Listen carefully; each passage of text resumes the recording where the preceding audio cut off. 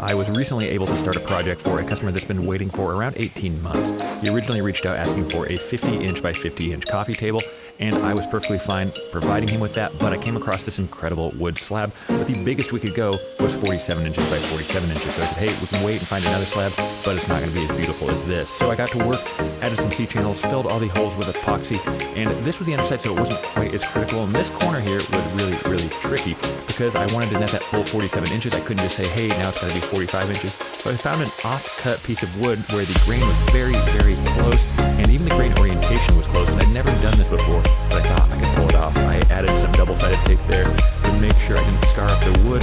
Starting to get pretty nervous at this point because if this didn't look right, I didn't know what I was going to do. And right now, I'm actually feeling pretty good. I think that's a pretty close match.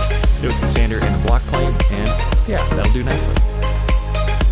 Rounding the edges over did not take very long, but there was a lot of sanding. As I said, this is a very large coffee table, so the sanding took me hours and hours. Finally, I was ready to start on the table base though, and this is the part that I was very nervous about. The tabletop was basically just a big rectangle with a few little bugs in there. The table base was going to be incredibly difficult, and for this, I got the squares kind of roughed out. There was going to be 4 legs, but they need to be notched perfectly into a giant sheet of aluminum, which I've never even seen done.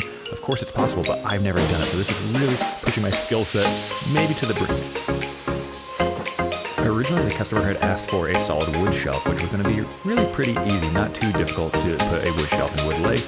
Then, by the time I got started building, he said, hey, what about steel or aluminum? And I thought, I mean, maybe it could be possible. And so he said, hey, I want to do a 1-inch thick solid piece of aluminum, which, first of all, I didn't know how I was going to get that to fit in there just perfect, and didn't know how expensive that was going to be. But I just said, okay, this is why people order custom furniture from me. And the finished cost of this desk ended up being $18,500. So the guy wants aluminum, he gets aluminum. So what I did is I came up with a spacer that was just larger than the sheet of aluminum plus the powder coat. The aluminum itself was 1.03 inches.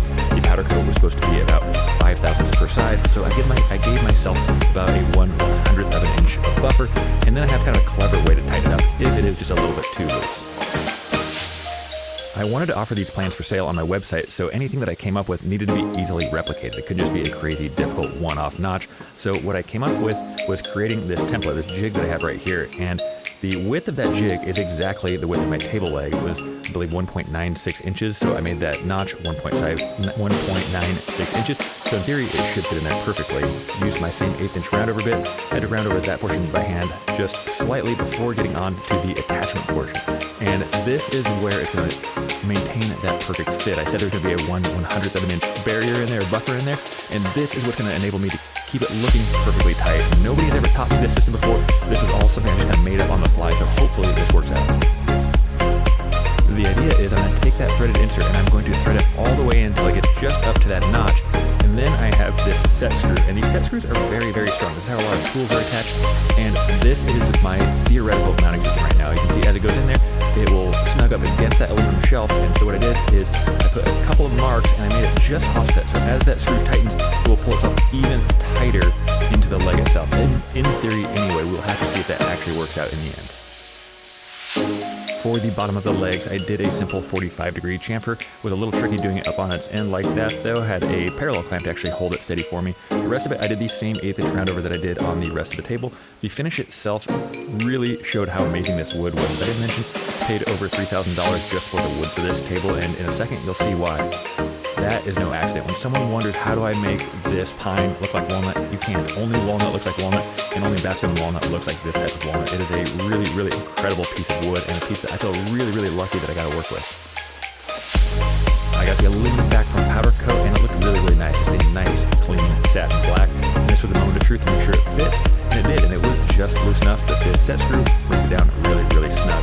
I came up with this mounting system for the rest of it that will allow that top to move seasonally without altering the base, and added a couple more threaded inserts there, and this will ensure a very, very secure fit of this mounting system to the table base, which the table base itself weighs over 200 pounds, so it's very, very heavy. And of course, I wanted to recess those mounts, so I built a simple jig that will allow enough room for that mounting system to also move seasonally with the wood.